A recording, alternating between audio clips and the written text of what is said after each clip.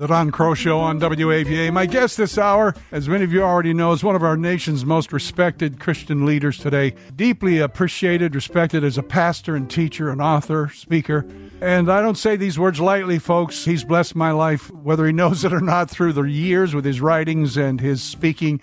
He's a man of God with unique ability to communicate the gospel and open the scriptures in ways that are profoundly simple and end up being simply profound. I really mean that. Senior pastor of Oak Cliff Bible Fellowship, Dallas, Texas, president of the Urban Alternative, and his is the voice that you hear on The Alternative with Dr. Tony Evans right here on WAVA, 3:30 a.m., 10:30 a.m. every day, Monday through Friday. Saturdays, 10 a.m., 1 p.m., and 9:30 p.m. each Saturday. Dr. Evans, an honor, as always, to welcome you to the show. Thank you for taking time. Oh, well, it's always good to be with you. I look forward every time that we're able to connect.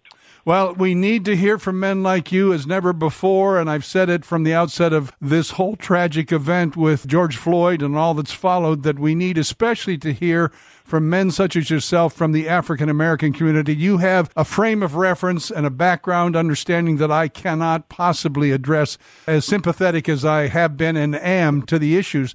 So give us your own reaction initially to what happened, and sadly, the fact that it's not a one-off at all. It's been happening far too often, far too long. What do you think? Well, I mean, the problem and the reality is there. From my own personal experience, I know what it is to be stopped by a police and ask, what are you doing in this neighborhood?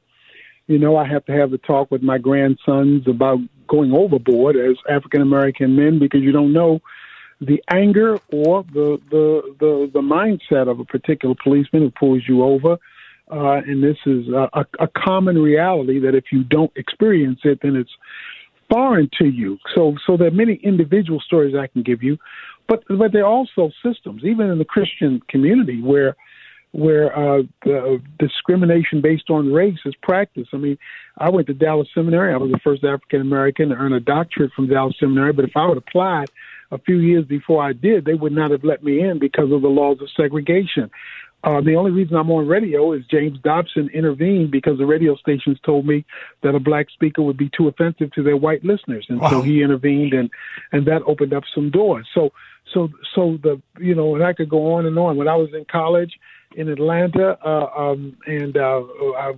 walked in with one of my professors to a white church, and they let it be known that, I was not welcome there. And this was one of the leading churches in the Atlanta, Georgia area. So both personally and through systems, even in the Christian community, what we need to understand is our problem. We talk about race, we talk about, injustice, and all that's real, but it emanates from a theological first and not a sociological reality.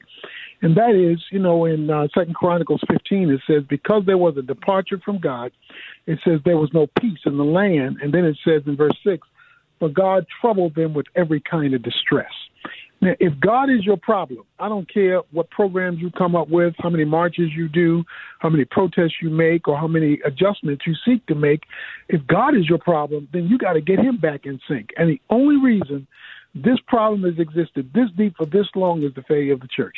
If the church had not endorsed the slavery, if the church had not endorsed, and this is evangelicals, people we celebrate, if they had not endorsed segregation, Jim Crow, and many of the systems, then they would not have been adopted and perpetuated in the culture.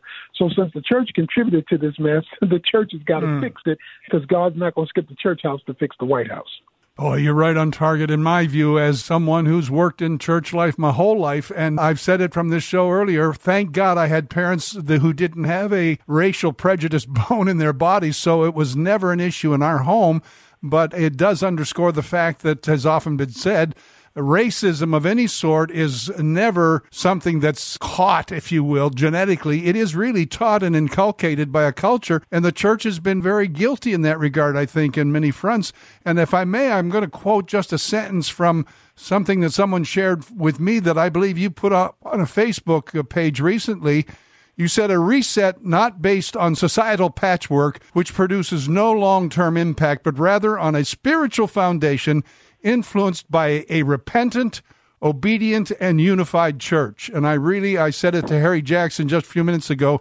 My lifelong conviction, Dr. Evans, has been that the church is responsible for the culture, that either the church is shaping the culture or the culture is shaping the church, and we are much more responsible for these conditions, I believe, as a church than we are willing to acknowledge. Yeah, I don't think we realize it. I don't think enough pulpits are proclaiming it, enough accountability has been inculcating it.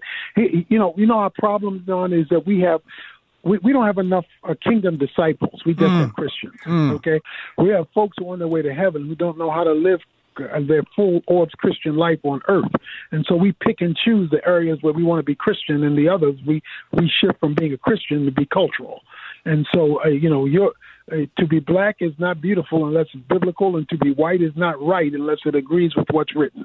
And so until we take that kind of radical stance on justice and righteousness, Psalm 89:14 says, from his throne comes justice and righteousness. So you don't pick and choose between the two. They're not a seesaw you go up and down with. They're Siamese twins. They're joined at the hip. And you must be right before God, but equitable among men. And if you don't do both, you have exited God from involvement in the issue. We're going to come back with more with Dr. Tony Evans. Stay with us.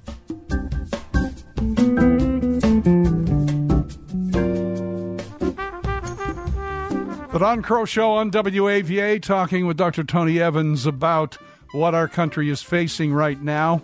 There's so many different areas that need to be addressed, but there are core issues. And Dr. Evans, talk about the system itself, if you will. I talked with Bob Woodson earlier of the Woodson Center, and he pointed out that there, through the years, have been Democrats who were promising a lot even black Democrats promising a lot, but that finally it didn't work out that way. The system began to work against those for whom it was intended. So what do we do with the governmental structures that are given by God as at least tools for us to effect some of the changes that must be made? Well, first of all, I always start with the Bible. So let's start with the biblical definition of civil government. The biblical role of civil government is to maintain a safe, just, righteous, and compassionately responsible environment for freedom to flourish. When God established government in the garden, he had maximum freedom from every tree you may eat, limited regulation. One tree you can eat, dire consequences. You shall surely die. So God had a system. That system was then expanded with the same principle in Israel. And that would be the system of Romans 13 that every government should operate off of. So the principle is this. The closer a government is to God's definition of civil government, the more ordered the society will be. The further God's principles are from a civil government, the more chaotic the environment will become. And the Great Society program of Lyndon Baines Johnson was certainly well-intentioned. It was desired to get people out of poverty. But what it inadvertently did was create and expand dependency. Mm-hmm. And when dependency overrules responsibility, you have decrease in people's lives and not enhancement in people's lives, because now you have a false parent parenting the person, and that is the government. The government is never to replace the personal responsibility of family, or responsibility of the church. But there to be a stopgap and a net for when those fail. They're not to try to circumvent any of them. And on that latter point, I'm so glad you said that. The church's role really historically in this country was primarily the source of charity and good works in the culture, which was part of what justified its existence as a tax-exempt entity, right? Well, absolutely. I make a statement in my book on race, Oneness Embrace, that I make this statement. I say that the black church in slavery was probably the greatest illustration of biblical Christianity in the history of America. There was no government support. There were no federal programs. But it not only hewed out a faith order, it built schools and newspapers and banks and educational institutions. It did all of that because it had a faith foundation that trumped the evil system of slavery that held it hostage. So if the African-American church could do that in slavery, what could the Church of Jesus Christ across racial lines do today if we decided to be full-time Christians and not part-time saints? Well, it seems to me, correct me if I'm wrong, but that's really the driving force and philosophy that you have practiced through the years through the urban alternative. Am I right? Well, yeah, we're fostering this worldview all across the country. Yeah. We're trying to get We have a 3-point plan. We try to get community of churches together who are biblically minded to have, one, a solemn assembly, a sacred gathering at the same time in the same place where there's fasting and prayer. Secondly, where they are now influenced to move people to comprehensive discipleship, not just personal discipleship. We're the disciple of the nations, not just individuals. Then thirdly, to have collective good works, where every school is adopted by a church, or every police precinct is adopted by a group of churches, or every fire station is adopted. So we have a presence in the community doing good works, becoming servants, praying, sharing the gospel, but people can see us. We are to be salt of the earth, not salt of the shaker. We're to be light of the world, not light of the bulb. So our job is to demonstrate the visibility of Christianity while we verbalize it. Before we have to go this last quick break, I just got a piece of news today. Montgomery County Council here in Maryland is considering dissolving its police department. Other areas are flirting with that idea as well. I think Minneapolis, one of them, either defunding the police altogether or in some cases considering eliminating them altogether.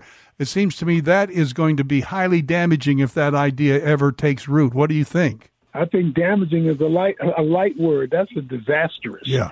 You must have order. You must have justice, but you must have order. The police are designed to enforce the law so that we can live safely. Now, are there reforms needed in places? Absolutely.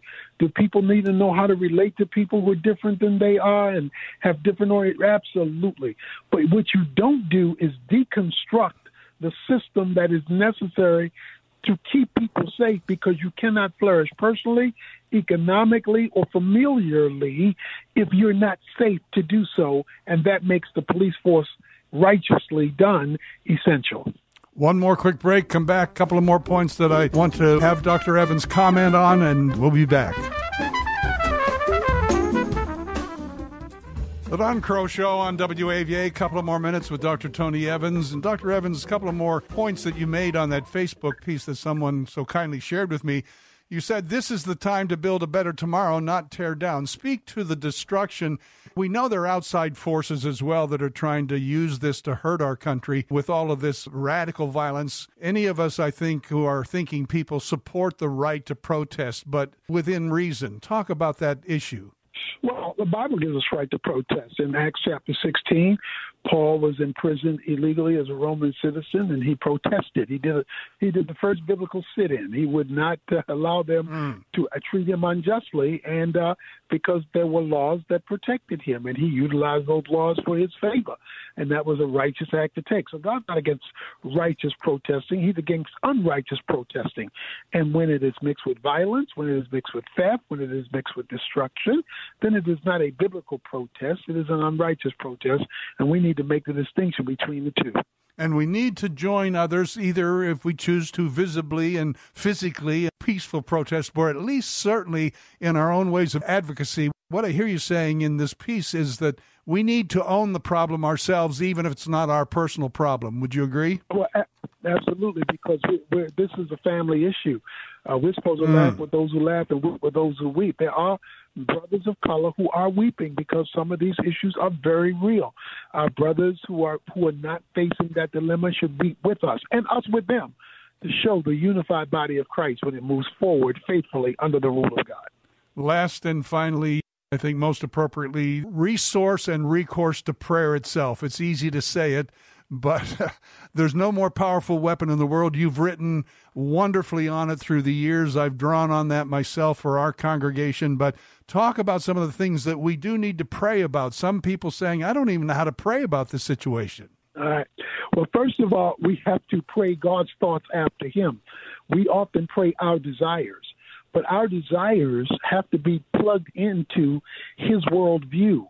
So we're not just asking God to bless what we want. We're asking God to take our prayers and accomplish through us his will in history as it is dictated to from heaven.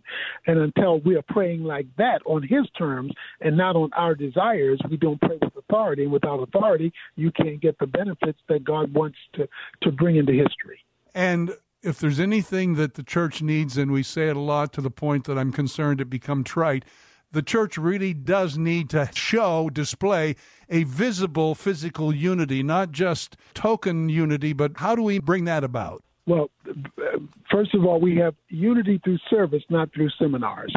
You get with people different than you, and together you go serve somebody else worse off than you. And when you do that, now you're getting to know each other as you're helping somebody else.